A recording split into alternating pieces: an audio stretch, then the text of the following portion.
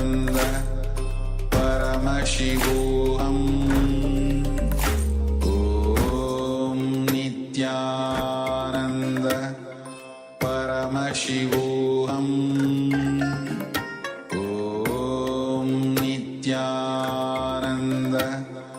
Paramashivoham. Om Nithyananda.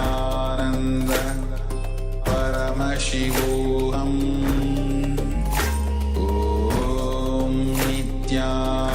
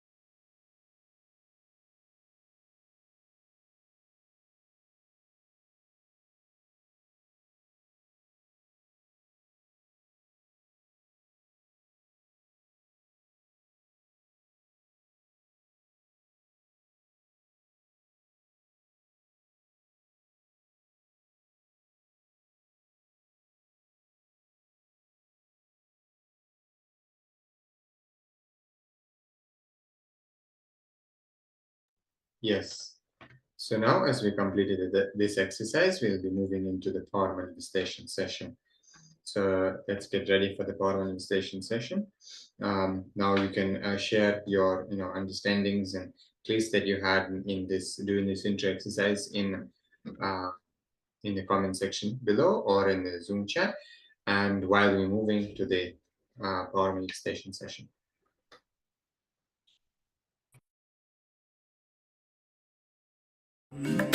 Om Nithyananda.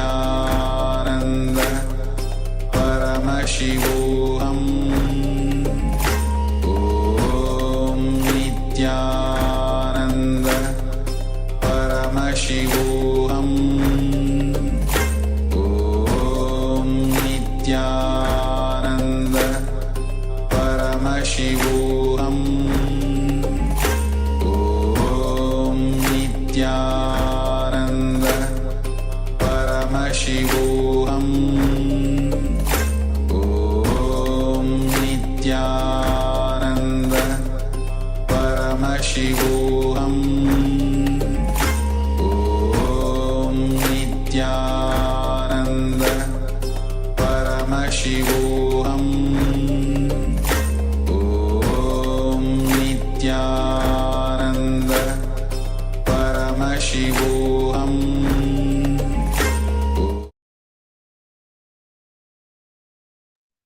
Yes, so we'll be manifesting today the Ashtamaha Shaktis. Yesterday also we manifested Ashtamaha Shaktis. Today we'll be manifesting a different power of these mighty powers. So first let's go through the Pramana. Pramana goes as Maranam khadyate tena sakina bina khadyate tasya syat parama siddhir animadi guna prada vayu sancharate dehe rasa vridhi bade dhruvam akasha pankaja galapti yushamapi vardhate. So this pramana is from Shiva Samhita. And it translates as, death is eaten by him, he is eaten by none. He manifests the highest powers such as Anima, Laghima, Mahima, etc. The Vayu The energy, the wind energy, moves equally throughout his body. The juices of his body also are increased, rasa vriddhi. The nectar exuding from the ethereal lotus, Akasha Pankaj, also increases in him. So we have Apta Pramana also. This is from the Ramayana, from the history of Bhagavan Sri Rama. So in this epic of Ramayana, the Lord Hanuman wanted to cross the ocean to reach Lanka, where Devi Sita was held hostage. He was stopped by a demon named Surasa, and the demon demanded that anyone who has to pass the ocean must first enter into the stomach of the demon. As the demon tries to eat the Hanuman stretches himself to 10 yojanas, and 1 yojana is approximately 7.6 miles. Then Hanuman further stretched his body to 30 yojanas, and Surasa on her own enlarged her mouth to 40 yojanas. Then the great Hanuman stretched his body to 50 yojanas.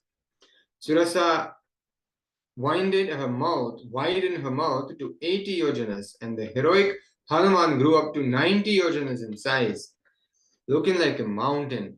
Hanuman, observing Surasa enlarged mouth open and dead full like hell with a long tongue, suddenly shrunk his body to the size of the thumb.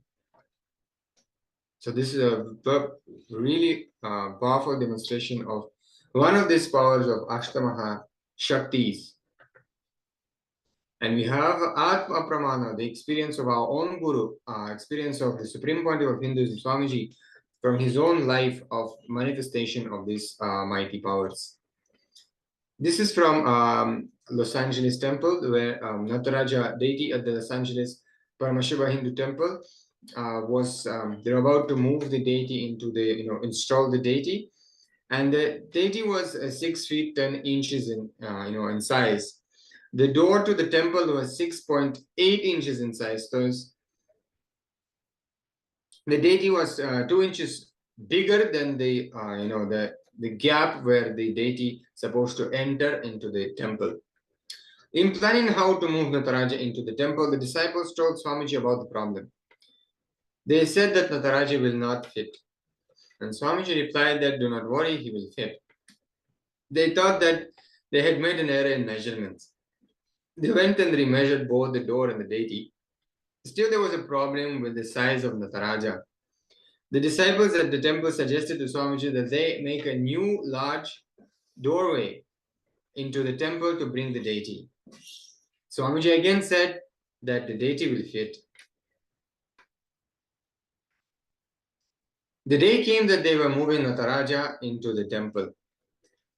There were 10 all working moving Nataraja. 10 people together were moving Nataraja deity, who was also on 2-inch rollers, which means 4 inches taller than the door frame where he was supposed to enter the temple through.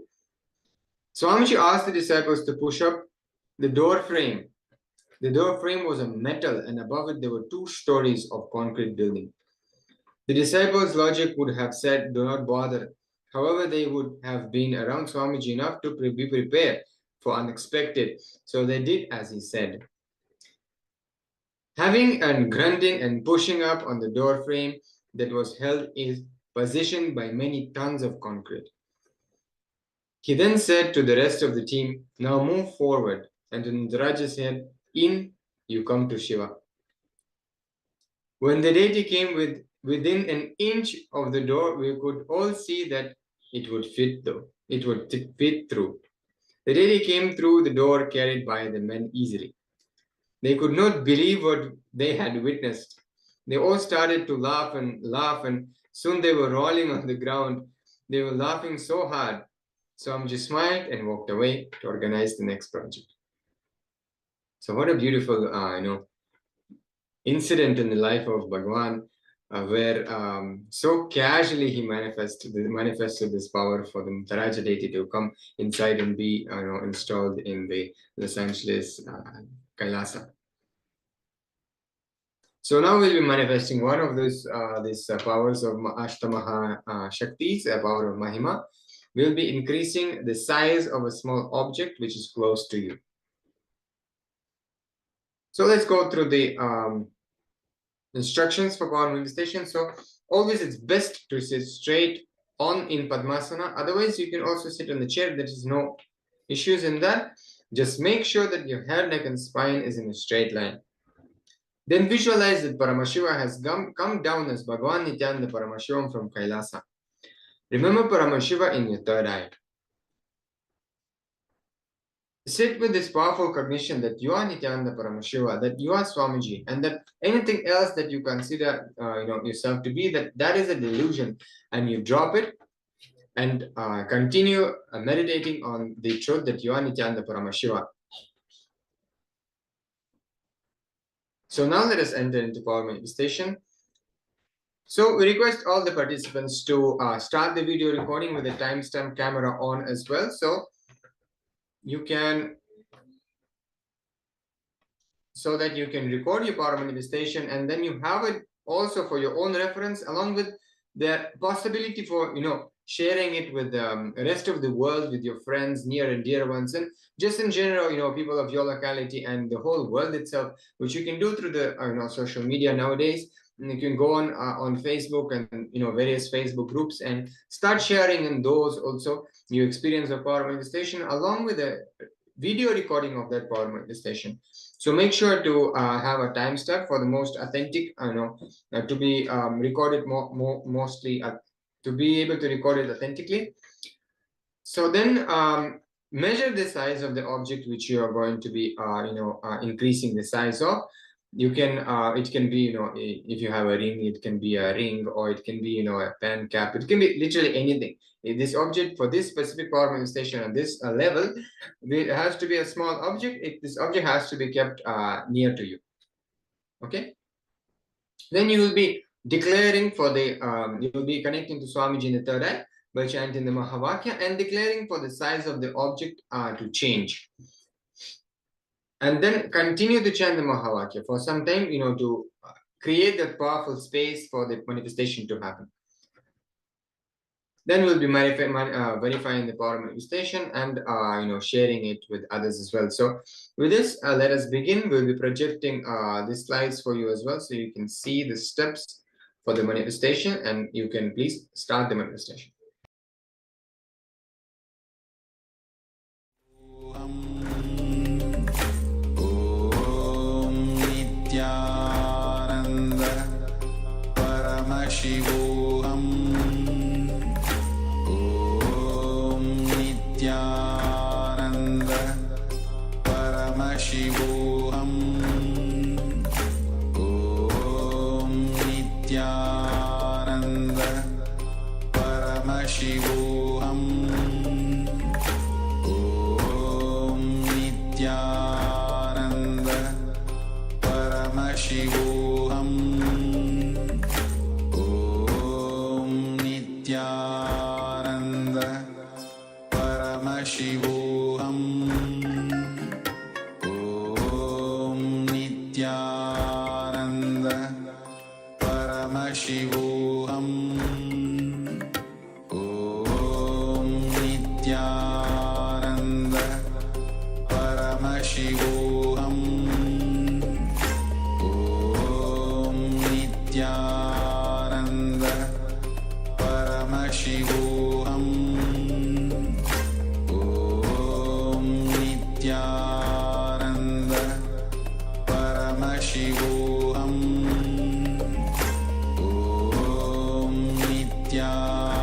Om